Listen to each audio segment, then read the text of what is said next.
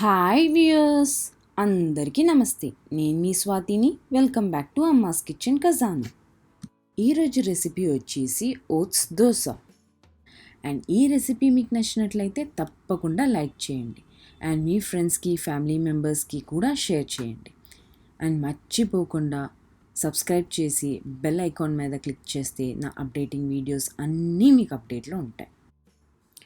ఒక mixie jar తీసుకుని అందులోకి 2 కప్స్ ఓట్స్ వేసుకొని ఫైన్ పౌడర్ వచ్చేలాగా గ్రైండ్ చేసుకోవాలి. ఈ విధంగా ఫైన్ పౌడర్ కింద అవ్వాలన్నమాట.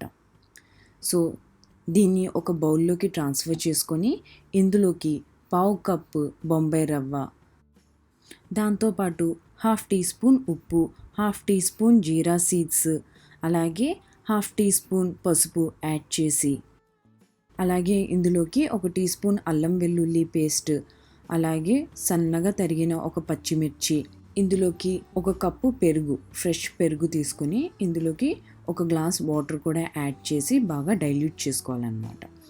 డైల్యూట్ చేసిన ఈ పెరుగు వచ్చేసి ఇందులోకి యాడ్ చేసి బాగా మిక్స్ చేసుకోవాలి. సో దీని కన్సిస్టెన్సీ వచ్చేసి ఎలా ఉండాలంటే స్లైట్ ఫ్లోయింగ్ కన్సిస్టెన్సీ కింద ఉండాలి. సో దోశలు వేసుకోవడానికి ఈజీగా ఉండేటట్టు ఉండాలి. బాగా ఒకసారి మిక్స్ చేసుకున్న తర్వాత దీన్ని ఒక 15 మినిట్స్ పక్కకు తీసి పెట్టుకుందాం. ఈ లోపల వచ్చేసి పల్లీ చట్నీ కానీ ఏదైనా మీకు నచ్చే చట్నీ చేసుకోవచ్చు. ఇక్కడ వచ్చేసి నేను పల్లీ చట్నీ చేస్తున్నాను.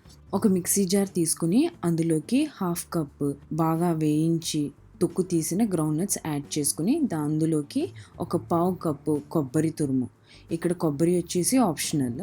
దాని తర్వాత ఇందులోకి కొంచెం అల్లం వెల్లుల్లి, ఫైన్గా కట్ చేసిన ఒక పచ్చిమిర్చి, అలాగే 1/4 టీ స్పూన్ ఉప్పు యాడ్ చేసి స్మూత్ పేస్ట్ కింద గ్రైండ్ చేసుకోవాలి. కొంచెం వాటర్ కూడా యాడ్ చేసుకొని స్మూత్ పేస్ట్ కింద గ్రైండ్ చేసిన తర్వాత ఇందులోకి తాలింపు వేసుకోవాలి.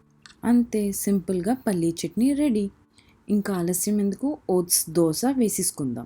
సో దీనికి ఒక ప్యాన్ తీసుకొని ఆల్రెడీ బ్యాటర్ ప్రిపేర్ చేసుకుని పెట్టుకున్నాం కదా, అది ఒకసారి మిక్స్ చేసుకుని ఒకసారి పెనం వేడైన తర్వాత అందులోకి బ్యాటర్ వేసి ఈ విధంగా రొటేట్ చేసుకోవాలి.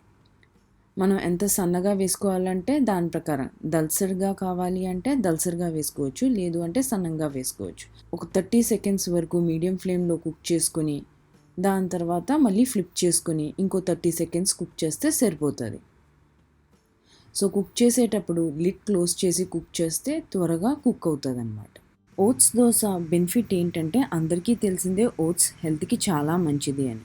సో దోశలు వేసుకునేటప్పుడు నూనె వాడాల్సి వస్తుంది అనుకుంటారు, కానీ ఈ దోశ చేసేటప్పుడు ఒక్క చుక్క నూనె కూడా వాడాల్సిన అవసరం లేదు.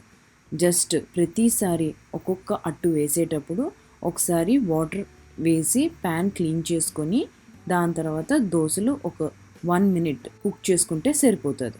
అంతే, చట్నీతో ఓట్స్ దోశ సూపర్గా ఉంటుంది, కానీ ఇది క్రిస్పీగా అయితే ఉండదు. సో మీరు కూడా ఒకసారి ట్రై చేసి చూడండి.